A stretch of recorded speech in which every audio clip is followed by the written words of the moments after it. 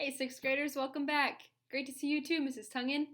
Hey Ernst, great to see you again. Yes, welcome back to week 2. And do we have fun opportunities available for you? Speaking of fun, I've really been lacking some social interaction. Let's play a game to start. What kind of game could we play online? Okay, how about Pictionary! Okay, so we've got a guest drawer today. Let's see how fast we can guess the pictures. Ooh. Let's see. That's a potato. A mustache. Um, uh, uh, A terrible haircut? cheek? Oh boy, this one's really tough. Cleft chin? Whoa, you're really good. Let's try another one. Here we go. Okay, we got this one. It's a ghost. It's a polar bear in a snowstorm. It's the paper I'm supposed to be writing right now. A smile? Let's see. Eyebrows? Kind of looks like a person. She looks strangely familiar. Wait, how do you know what my grandma looks like? Oh, you don't know my grandma? Oh no. Did you see that picture of me dressed up as an old person for homecoming?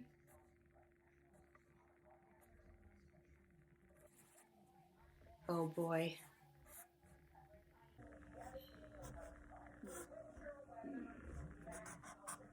Dimples?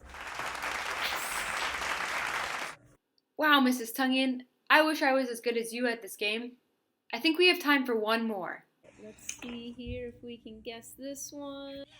By any chance is it? I got beans, greens, potatoes, tomatoes, lamb, rams, beans, greens, potatoes, tomatoes.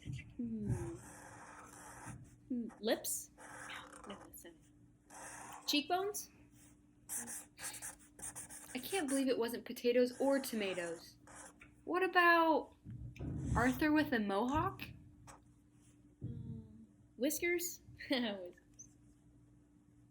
Freckles! Wow, you're an excellent Pictionary player. I think I'm going to have to keep practicing. I think all of those pictures had something in common, though. I believe this week we're supposed to start talking about heredity and genetics and traits.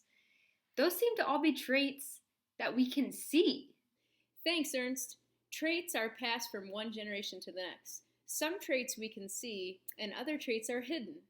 So starting this week, we're going to move into our next standard, which is LS 3-2. This standard is a life science standard, and it's all about genetics and heredity and the different traits. So the goal says that we want to develop and use a model to describe why asexual reproduction results in offspring with identical genetic information, and sexual reproduction results in offspring with genetic variation. So this standard is one that is going to help us explain why my sibling might show some similar traits to me, but why some things are so different between the two of us. It helps us explain and understand why there's so much variation in the world. So for this week, we are going to be focusing on the background information, kind of laying down the framework, and then next week we have a really exciting activity planned where you will actually get to use these concepts and ideas to create your own monster family, and we will share them with other students and with class. We're going to be on the same set of slides, but you're going to go down to week 2, which is in purple. For this agenda here, you'll notice the first thing on the agenda says to watch the week 2 video. You are doing that right now, so good job. When you're finished with this video, you're going to go on to number 2. Number 2 is another short video. It's just an introduction to what are traits. This video is only a minute and a half long. You're just going to watch it. There are no questions to answer, just a quick intro. Now Mrs. Tuggin's going to take over. She's going to tell you what you need to do for number 3. On slide 10, you will see a chart of 3 physical traits that humans have. These traits are ear lobe, thumb position, and interlacing fingers. Take a minute to figure out which trait you have for each of these. Check out your ears. Does your ear have a lobe, or does your ear lead right into your jawline? See, my ears are attached, which means that's a recessive trait. So when I fill out my Google form by clicking over here on the right-hand side of slide 10, I will enter my name and I will click that I have attached earlobes. If you look at the bottom of the slide, the responses for the Google form are actually linked there. So you can look at our class data by clicking that link and going to the trait inventory, and you'll see how many of your classmates have each of those traits. All right, so after you've had the chance to go through that Google form and identify some of your own traits, you're going to go to steps 4 and 5, which are watching Play Pause It videos. After you complete the 2 Play Pause It videos, you're going to go to number 6, which is the Seneca lesson. Mrs. Tungan's going to tell you what you need to be able to do for this Seneca lesson. On Seneca this week, there are 2 lessons for gaining more background knowledge in genetics and inheritance, and crosses. Punnett squares!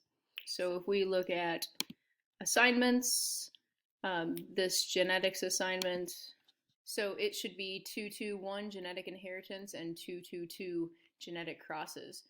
All right, and the final thing that you need to do for this week is a check for understanding. So we want to make sure that as you're working through all of these things online, that you're understanding and picking up the key points that we want you to know. So if you click on this Google Classroom link right here, it's going to take you to your general page for all of your Google Classrooms. You're going to go to the science one, and there will be a link for that Go Formative. When you open up that link, you're going to sign in using your Google account, and then in the top left corner, you're going to see different dots that are going to be either green or red after you answer a question. If it turns out that it's green, that means that you got the question correct and you can move on to the next one.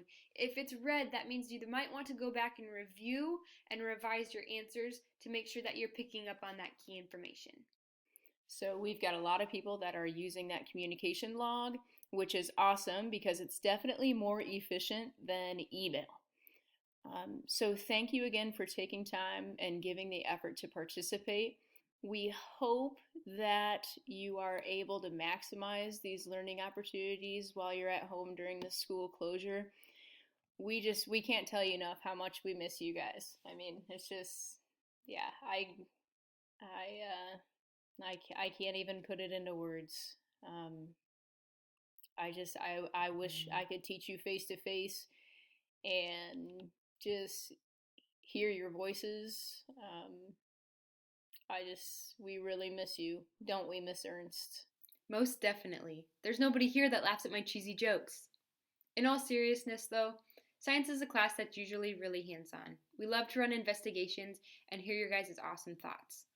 Unfortunately, we're not able to do that together, so we hope that during this time you're able to spend extra time with your family and pursue hobbies and interests that are exciting to you. If that happens to include a science experiment or two, we would love you to videotape it and send it our way so we can see what you're doing with your extra time. With that being said, thank you for joining us online. This is Tongan and Ernst. Until next time.